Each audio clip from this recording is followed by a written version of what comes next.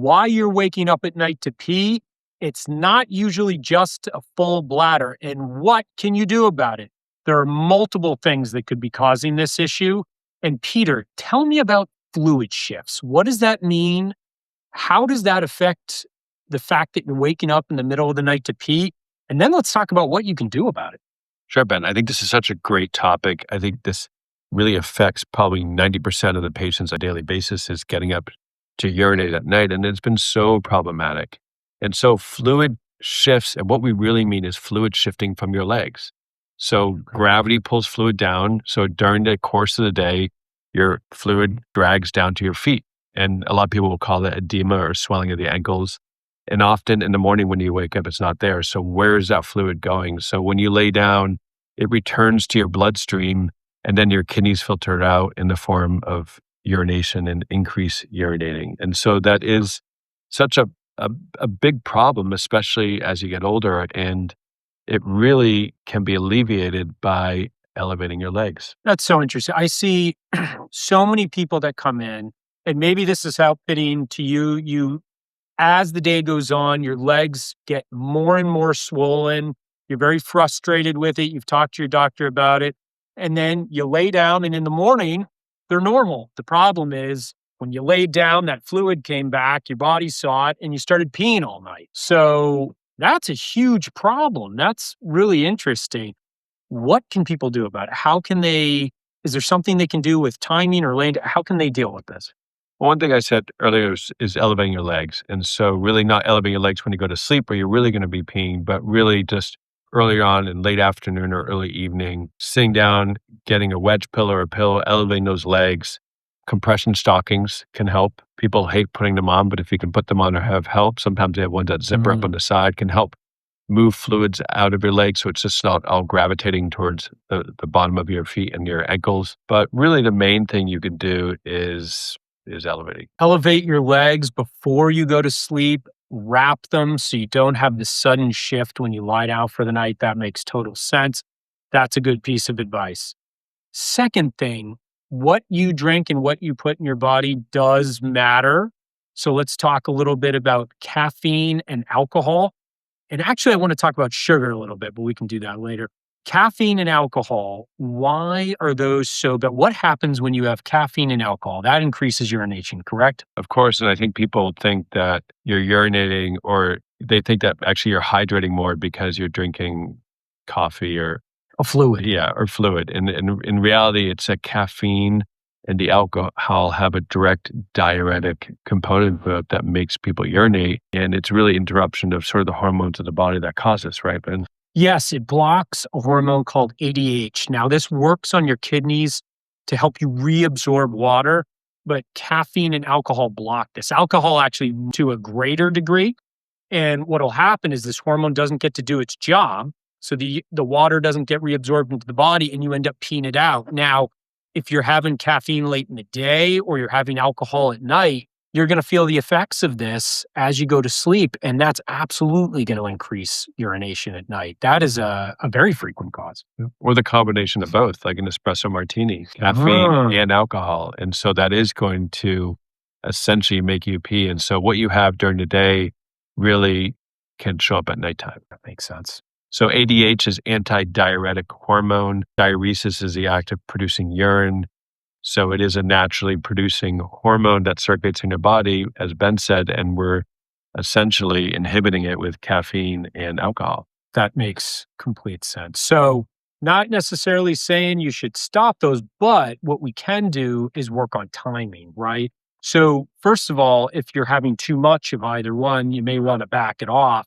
And two, making sure the timing is right. So if you're having alcohol very late at night, that's going to be an issue. If you have to get up early in the morning or you're going to go to sleep relatively early, this might be a problem.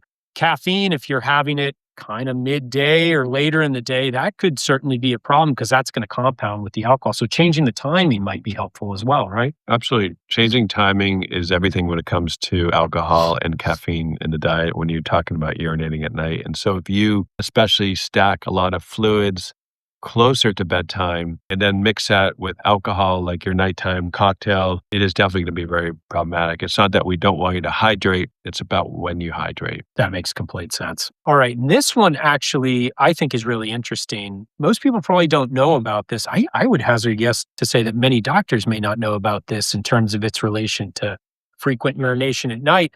That's obstructive sleep apnea.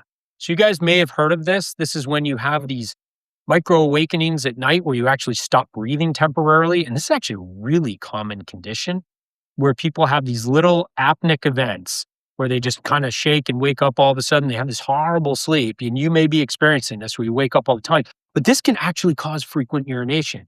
Now, this is a little complicated. Why does this happen, Peter? What's so true, it is one of the most underdiagnosed conditions I have. And a lot of people, when I ask them, do you snore? I usually don't ask the patient. I ask their partner who, if accompanies them, because that's the people who will know. And so what you're doing when you have sleep apnea is you're essentially cutting off your airway. And when you cut off your airway, you're having collapsing of your airway, and that creates something called negative pressure in your chest. And that negative pressure can kind of cause some stretching of the small chamber of the heart called the atrium. And when you have stretching of the small chamber of the heart, it sort of tricks the heart into thinking that it's retaining fluid. So it's a pump, and if it has extra fluid on the walls, it puts extra pressure on the walls. And it releases something into your bloodstream called ANP, or atrial natriuretic peptide. This is a natural protein that's released into the body that will cause you to urinate. So ANP, it's a really, really underdiagnosed, probably in a lot of cases of not only conditions of heart disease, which we talked about, atrial fibrillation and elevated blood pressure, but nighttime urination. That is so fascinating. So people don't talk about that very much, that if you have obstructive sleep apnea, that could be causing your urination at night. So what can you do about this? Well, you need to know if you're suffering from this condition. Now, Dr. Peter just said, this is one of the most underdiagnosed conditions. So what needs to happen is if someone's telling you you're snoring a lot, you got to get that checked out. You could ask your doctor, you say, I have frequent urination. Could I have obstructive sleep apnea? Should I do a sleep apnea test? They do offer home sleep apnea tests. So that's something you could do and find out if this is what's causing it. If you've looked at other things and there's no clear evidence that other things are causing this could be very well what's causing it. And obstructive sleep apnea causes a lot of problems besides urination at night. So if you are suffering from this, you need to know. Absolutely. I think it's such a fascinating on how the body works, but this is just a perfect example of just something that you may not even think about. And so hopefully some people out there who are having these episodes at night can be diagnosed with it and eventually like treated. And because I think it actually has long-term health implications. But again, one of the signs can be this frequent urination. So find out if you have it, talk about treatments. Absolutely. So one big cause. Another thing to think about, are your medications causing this?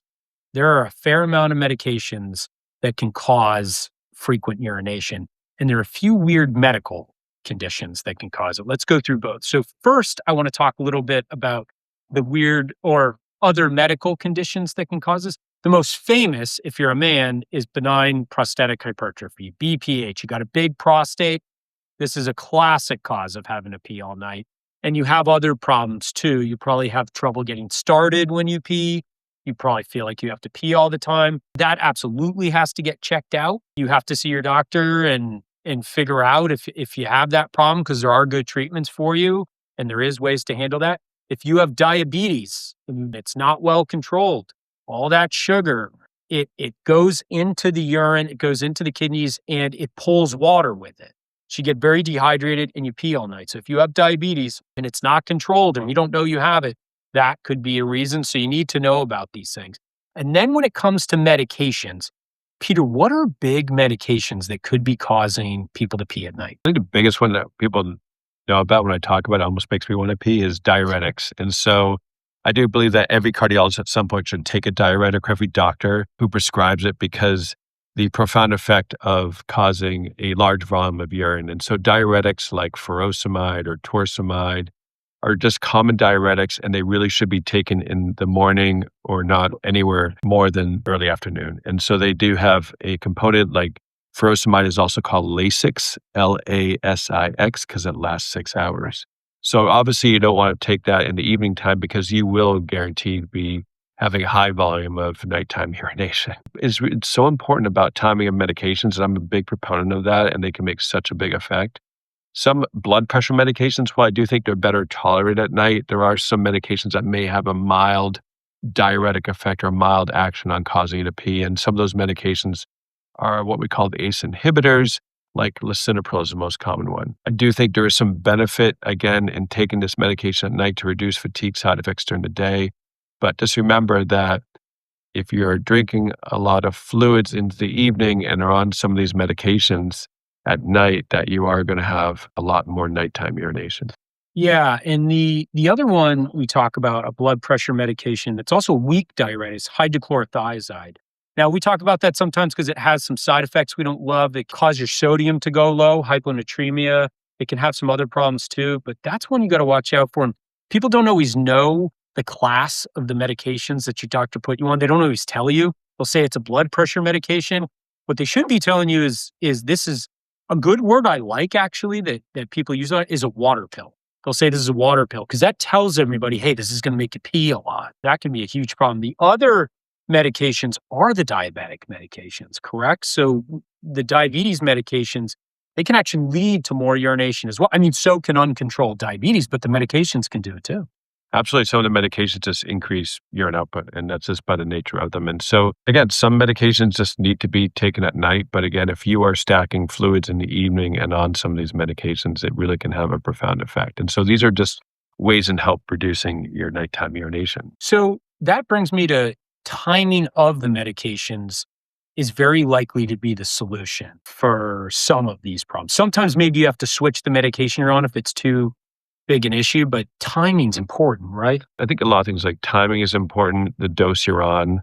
So people have increased side effects on the bigger doses of medications as well. And that's something to talk to your doctor about. Is this medication appropriate for me to take at night? Is it going to cause me more urination at night? That's often not talked about because the thing that we don't want people to do is what I see all the time is to underhydrate as well. All right. Again, Yes. most people in my office I see are dehydrated because you are self dehydrating so you don't pee at night. And indirectly, it may not just be because you're drinking too much fluids. There might be other things going on, like we talked about. And so, things that you want to pay attention to, though, are you suddenly have a sudden change in urination pattern, like you weren't someone that peed at night, and then suddenly you have to start peeing, pain when you're urinating, or Yep. blooding your urine, or burning could be signs of urinary tract infections or That's some right. other things. Excessive thirst is another big one. And because you talked about diabetes and people who are spilling sugar in their urine, especially at night and getting up, can be really thirsty because they're getting dehydrated. Or what you talked about before with enlarged prostate is suddenly not be able to initiate a stream or a weak stream in the setting of nighttime urination. These are things that you should really seek help with or seek attention from your doctor. But I think that there are some easy things that we talked about that I think that you can really make a difference. So these are some things you should absolutely pay attention to. It's not always as simple as having a full bladder at night. If you are urinating frequently at night, think about these things and think about the fixes that we discussed. Please share in the comments below your thoughts and any issues you might have and any thoughts you might have about this issue or any others you want us to discuss. Please come to ohiwellness.com if you're in the USA or ohiwellness.co if you're in the UK. We produce products that we think will help you on your wellness journey. Please check out our ebooks. They give you all kinds of health and wellness tips that we believe in and we think you'll appreciate. And come see us again very soon. I have to go pee. I have to pay